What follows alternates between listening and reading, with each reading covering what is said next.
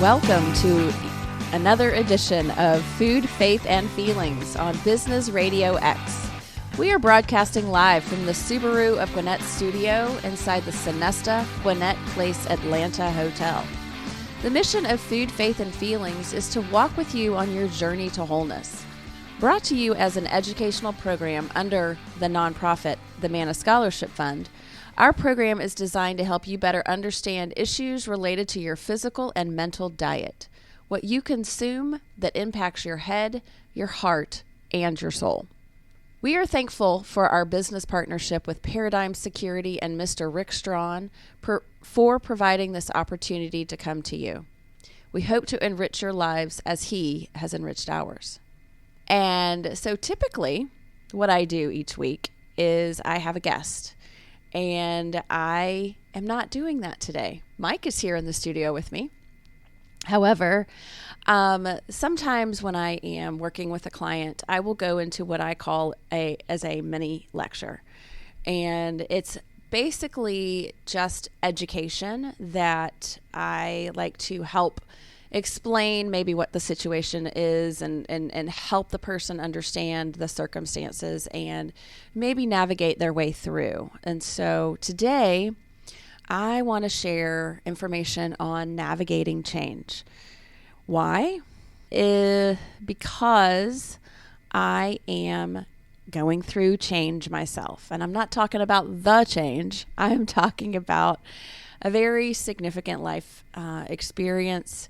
One of my extended family members has died, and that was a sudden, unexpected situation. And the after effects of this is that my mother is now moved to Atlanta, and I was gone for a month because I was helping her basically choose the things that she needed to take and really just kind of do everything for her.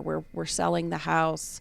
We sold a bunch of her stuff, and she has moved down here, and she's currently living with me. She's going to be moving into another place very soon, but again, we're waiting on the movers in order for her to move. So I'm going to tell y'all, it is tiring. It is so exhausting, and not that it's not worth it, not that I'm angry or sad it's just what it is. And so I felt like trying to help you understand, because I've been helping myself understand. I've been talking to a lot of people. I've cried. I've gotten angry. I've had a lot of what we would call the stages of grief. Change is inevitable, and change produces grief. Even if the change is a positive one. Let's say you're ready to retire, or you're ready to make a big move to Florida. Like, it seems like all of my friends are moving to Florida right now. And going through the change of even something that's positive, getting married, having a baby, all these positive changes are also filled with unexpected situations, unexpected thoughts, unexpected feelings, unexpected experiences. And so change is so hard, even when it's good. And so I just wanted to share some different thoughts that I'd had about change.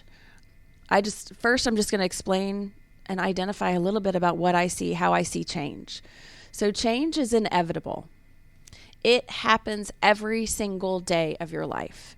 Most of the time, change is in very, very, very small increments, so that you don't even notice it. I remember the one thing that I remember from 11th grade physics class is the concept of the just noticeable difference.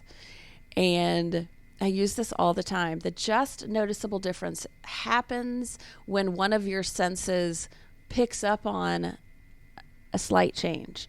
For example, if you're in a restaurant and all of a sudden it gets brighter or it gets darker, they have hit the threshold in your brain of the just noticeable difference, where you understand that somebody has changed the lighting. Most of the small change in our life, we don't even notice until we look back and we go, oh my gosh, like 6 months ago, like when people come in for therapy to see me, they'll say, yeah, I don't feel like I've changed much. And I'll say, well, wait a minute, you've been coming in for 6 weeks or 3 months or whatever the time frame is. I want you to think about the day that you walked in here and how you are now. And tell me right now if you've seen if you can see yourself in a different way than you did when you first walked in. Most people can see that kind of a change. And so we are, most of the time when change is happening, it's so small that we don't even notice it. What's really more of a bigger situation is those big, especially out of the blue changes, right? These can be really, really hard, painful changes, and these can be really, really big, positive changes. For example, let's say you win a ton of money in the lottery. That can be a very big, perceived positive change. Oh my gosh, more money, that's great. Well, there could also be issues that are connected with extra money that may or may not be positive. And so these sudden, unexpected, positive or negative out of the blue changes can have a huge impact on you in both positive and negative ways. These different changes over time, we can look back and we can either see growth or we can see regression. Maybe we can see growth in one area, but we can see regression in another. And so what I'm trying to say is change is normal. Change is going to happen. And it's just a matter of how are you going to deal with this change. Your mindset has everything to do with how the change is going to happen. You can be afraid, and sometimes, like I will tell you, I have been afraid during the last 4 or 5 weeks. I have been very afraid many, many times. The difference for me in terms of just pressing forward is recognizing what I can do, what I am in control over, and what I cannot do, and what I am powerless over. And really recognizing that there are going to be some things that you physically or mentally or emotionally or spiritually can do. There are also going to be things that you cannot do. You will need people to support you. In fact, if it hadn't have been for my husband, my aunt, my uncle, my other aunt, and one of my mom's very best friends, I could not have accomplished all of the things that I did in the 4 weeks that I did. They came in, they worked for days in terms of helping to clear out, clean up, pack up most of the house.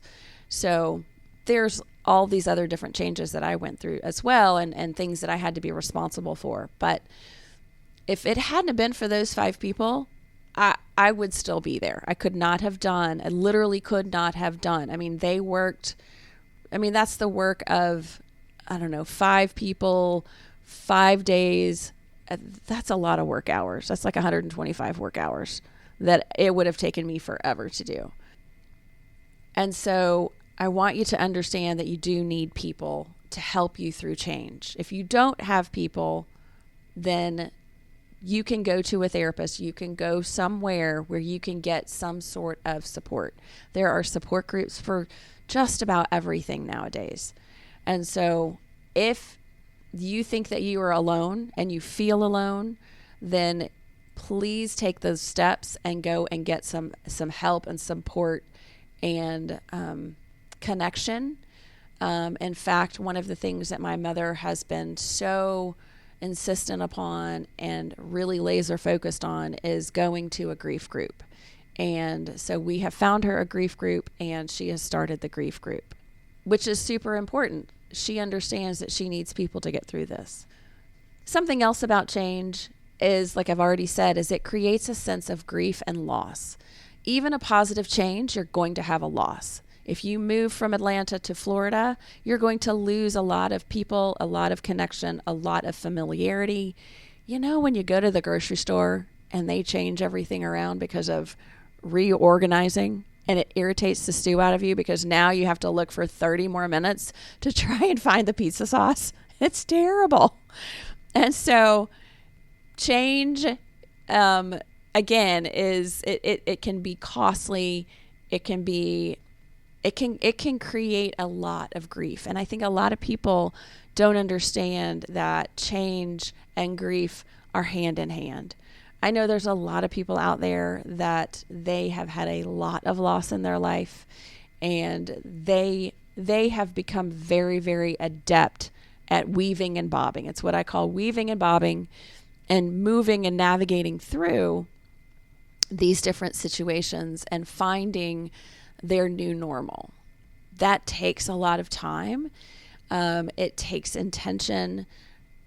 And again, it takes, like, in your head, getting to a place where you can learn that you are going to be okay in spite of the change, even if it's, and for some people, that's their sticky point.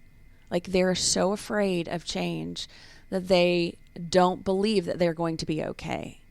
But what I tell a lot of people, especially if they're going through recovery from an eating disorder or trauma or just anything, is that it's still you. It's just a little bit of a different you. And it's hopefully a more mature, grown-up you, because change is going to help get you into a different place. I've said already that your perception is the key in coping with change. And I'm going to talk about that in a little bit. Part of the perception is that some people believe that they can change and that they're going to be okay, and other people believe that, no lie, that they are going to die. And I think one of the most fear-inducing thoughts and belief systems is that whatever I am going to do is not going to be okay. I'm going to be in pain and I'm going to die. In fact, I think that for some people, and we know that a lot of people that have committed suicide believe that death is less of an issue or less concerning than is the actual pain. And so one of the things I want to talk about also is, how are you going to deal with this pain? I think another personal thing that you've got to figure out is, are you competent to deal with change or are you not? And being competent means that you have the belief and the sense that you are going to be okay regardless of the outcome. And that, you're just going to be okay. Regardless of if you don't get that job, or if you do have a loss, or you have a loss of a relationship, or you lose money or whatever, do you believe that you are going to be okay in the end? And people that navigate through change most effectively believe that they're going to be okay regardless of the outcome. And so if that is a sticky point for you, if that is something that trips you up, then you've got to figure out, how are you going to be okay? How can you be okay if you lose all of your money? How are you going to be okay if you lose your marriage? How are you going to be okay if you lose your dog? How are you going to be okay if your spouse dies, or when they die? Because that's one of those things. We're all going to die. So we all have to figure out how we're going to be okay. And so really it's navigating not that specific loss. It's, how can I manage the pain that is connected with this change? So let's talk a little bit about that. I've already talked about belief, like what you believe is going to get you to that next place.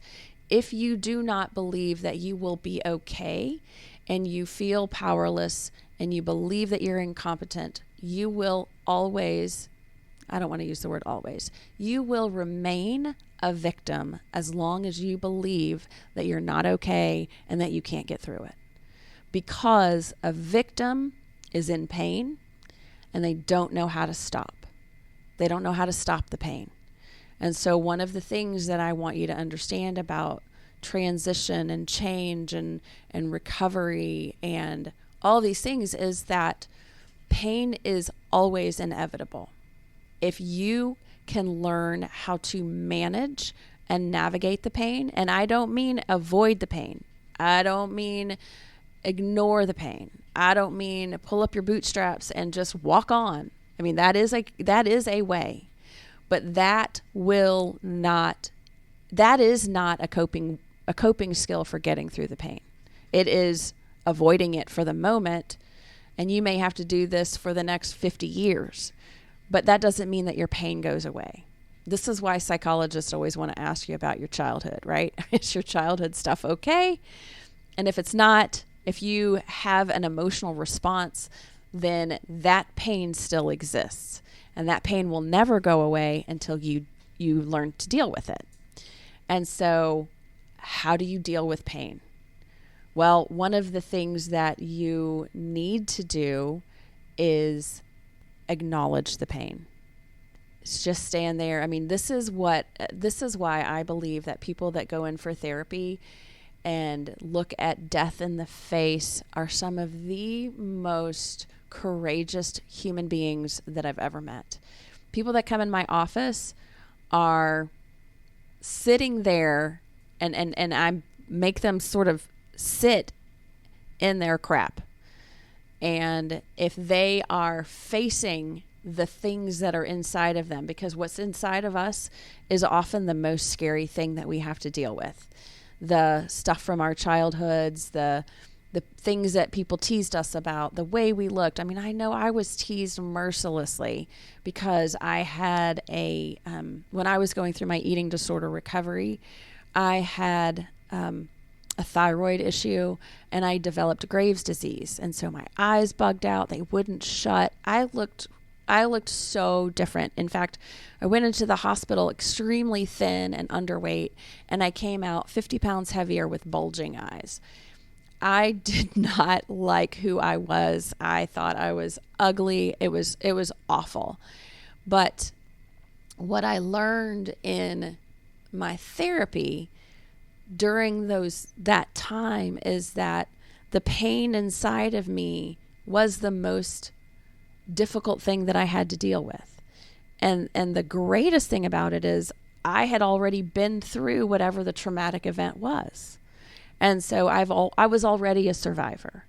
And so sitting there, dealing with the pain, looking at the pain, feeling the pain, experiencing wherever it was in my body, and honestly, just crying.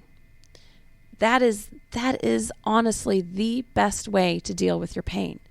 Acknowledge it, feel it, and let it go. When you feel it, and you cry, and you know that deep cry that you get when in your body sort of like you're shaking. So what they found out research-wise is that is the element that literally releases the pain from your nervous system. And so the healing is coming from the tears, from the acknowledgement, from the experience of it, and then the release of it. And then once you've gone through that, and you don't have to experience that particular instance of pain anymore, what happens is you recognize that you have the ability to deal with the most difficult thing for you, which is your own stuff. And so I encourage you to write. I encourage you to draw. I encourage you to talk to someone. It doesn't have to be a therapist. It can be a friend, somebody that's willing to sit there and listen to you. Go to a support group. Like, get it out, because pain has an energy to it, and it will, if it is stuck inside of you, if you just say, I'm going to swallow that, I'm going to put it all the way down in my left pinky, then it will never leave you, and it will always haunt you. So the deal is that you have to cry. So when my mom cries because of her loss, when I cried because of the stress that I was feeling, that's the healthiest thing that I could have done. And so getting that pain out is super, super important. And then the next, even more important thing that you have to do is you have to trust someone or something more than you trust yourself. And I'm going to say that again because I think it's super important. You have to trust someone or something more than you trust yourself. And there is a lot of people out there that don't trust anybody.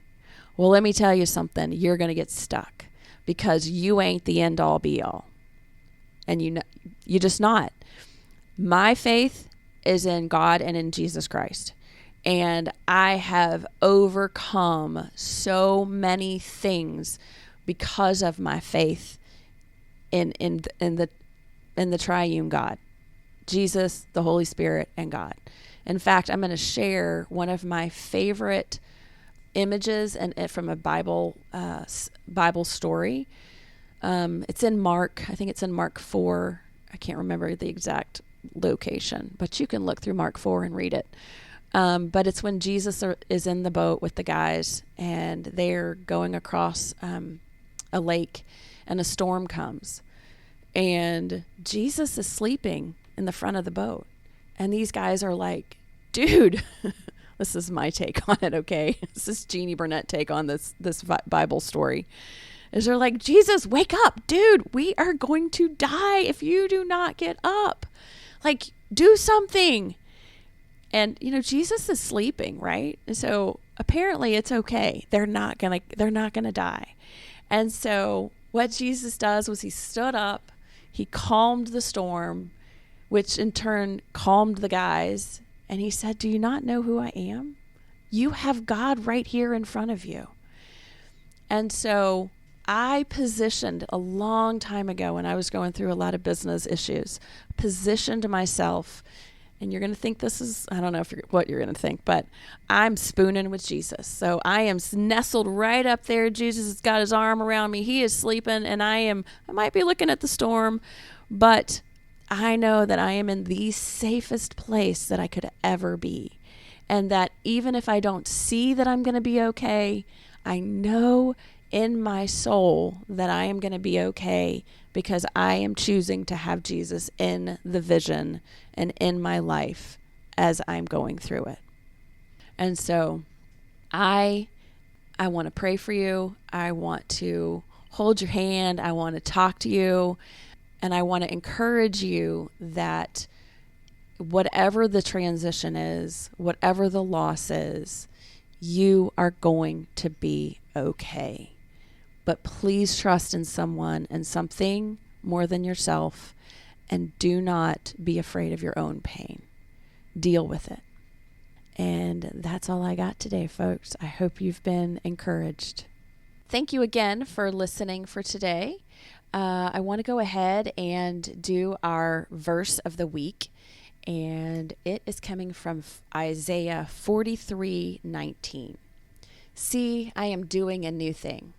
Now it springs up. Do you not perceive it? I am making a way in the wilderness and streams in the wasteland. And I just want to thank the people who continue to support Manna, and I want to thank you for tuning in to Food, Faith, and Feelings. We want to walk with you on your journey to wholeness. I really want to give a special shout out to my friend Chip Stockman, who I met about 5 or 6 years ago. He found us on the internet, and he continues to support Manna. And his company is Stockman Oil, and he is in South Carolina. So if you need anything pertaining to Stockman Oil, please reach out to Chip and tell him I said hello. And be sure to subscribe to our show. You can find us on about 12 different podcast apps, such as Apple iTunes, iHeartRadio, or Spotify. All shows are also archived on businessradiox.com. Just go to businessradiox.com, select the Gwinnett Studio, and click on Food, Faith, and Feelings. Until next time, I am Dr. Jeannie Burnett, and this has been Food, Faith, and Feelings on Business Radio X.